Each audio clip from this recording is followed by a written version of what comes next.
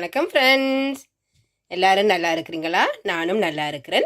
மீண்டும் ஒரு வீடியோவில் உங்களை சந்திக்கிறதுல மிக்க மகிழ்ச்சி.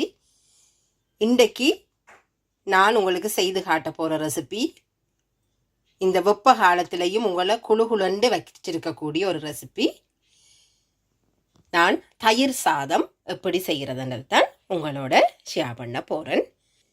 இந்த ரெசிபி நான் உங்களுக்கு சில டிப்ஸுகளோட சொல்லித்தாரன். அது எவ்வளவு டேஸ்டாக இருக்குதுன்றதை நீங்களும் ஒரு முறை வீட்டை செய்து பாருங்க.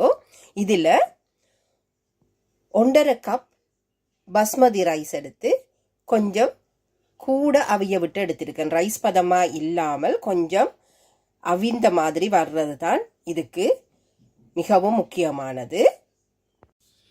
இதை இப்படி மேஷர் அல்லது ஏதாவது ஒரு அகப்பையோ கரண்டியோ வச்சு கொஞ்சம் மசித்து விடுங்கோ.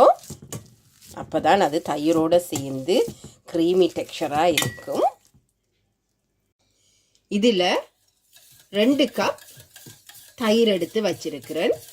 இதில் கட்டிகள் இல்லாதபடி நீங்கள் கொஞ்சம் விஸ்கால அதை கொஞ்சம் கரைத்து விடுங்கோ. அப்போ தான் நல்ல க்ரீமியான டெக்ஸ்சர் இந்த தயிருக்கு வரும். பாருங்கோ, இந்த ரைஸை நான் இன்னும் கொஞ்சம் கரண்டியால் மசித்து எடுத்து வச்சிருக்கிறேன். இப்போ இதுக்குள்ளே எடுத்து வச்சிருந்த இந்த தயிரை நான் அப்படியே முழுதாக இதுக்குள்ளே நான் ஆட் பண்ணுறேன்.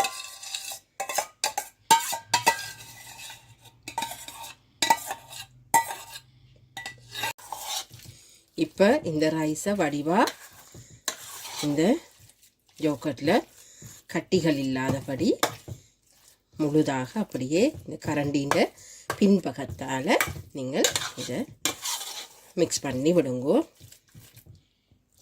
இதில் பாருங்கோ, இப்படி க்ரீமி டெக்ஸ்சர் வர மாதிரி இதை நல்லா தயிரோடு கலந்து விடுங்கோ.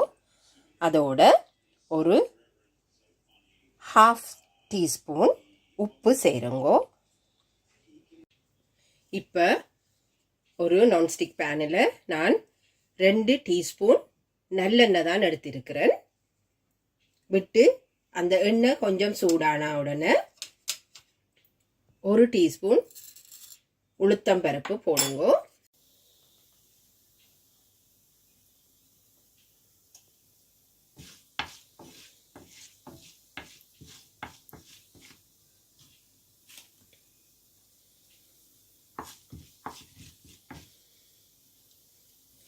இந்த உளுத்தம் பருப்பு சிவந்து வந்து கொண்டிருக்குது.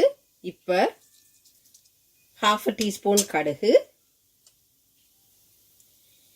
1/2 டீஸ்பூன் நற்சீரகம் ரெண்டையும் இதோட சேருங்கோ.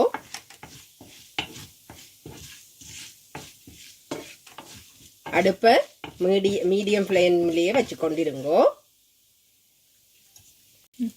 இப்போ எடுத்து வச்சிருந்த ஒரு காய்ந்த மிளகாய்,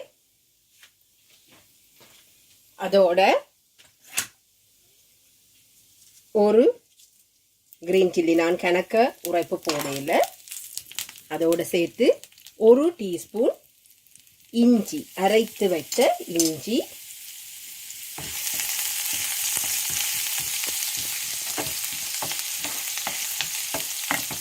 அதோட உங்களுக்கு தேவையான அளவு கருவேப்பிலையும், இறக்கும் போது கொஞ்சம் பெருங்காயத்தூள் இதோட சேர்த்துக்கொள்ளுங்க. இப்போ நாங்கள் தாளித்த அந்த கலவையை அப்படியே அந்த எண்ணெயோட இதுக்குள்ள கலந்து விடுங்கோ.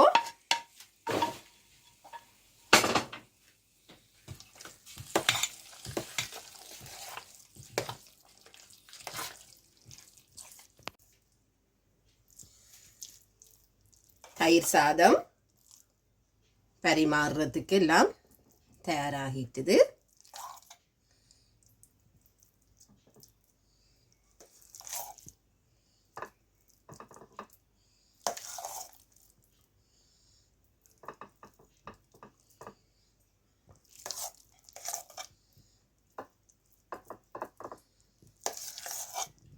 பாருங்க எவ்வளவு க்ரீமியாக இந்த தயிர் சாதம் வந்திருக்குது. நீங்களும் உங்களோட வீட்டில் உங்களோட குழந்தைகளுக்கு செய்து கொடுத்து பாருங்கோ. இதில் கொஞ்சம் கொத்தமல்லியில் சாப் பண்ணி மேலால் நீங்கள் உங்களுக்கு பிடிக்குமெண்டா அதையும் சேர்த்து கொள்ளலாம்.